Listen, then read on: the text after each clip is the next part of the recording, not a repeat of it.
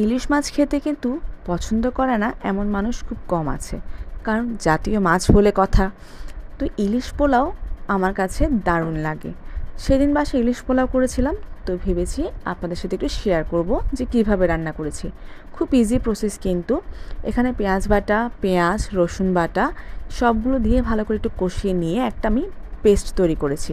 পেস্টটাতে কী ছিল বলি, হলুদ গুঁড়ো, মরিচ গুঁড়ো, আদা বাটা এবং জিরা বাটা সবগুলো একসাথে ভালো করে পেস্ট করে একটু কষিয়ে নিয়ে মাছগুলো এখানে দিয়ে দেব। ইলিশ মাছ কিন্তু বেশি নাড়াচাড়া করার প্রয়োজন হয় না, 5 থেকে 10 মিনিট চুলায় রাখলেই ইলিশ মাছটা রেডি হয়ে যায়, এবং বেশি নাড়াচাড়া করলে কিন্তু ইলিশ মাছটা ভেঙে যায়।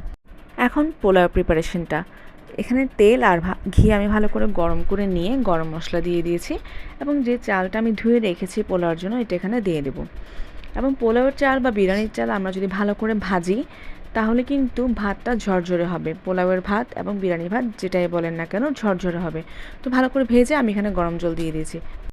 ব্যাস হয়ে গেল ইলিশ পোলাও, এবং উপর ইলিশ মাছগুলো সুন্দর করে সাজিয়ে নিলেই হয়ে যাবে ইলিশ পোলাও। দেখতে কিন্তু যেমন সুন্দর হয়েছে, খেতেও কিন্তু দারুণ হয়েছে।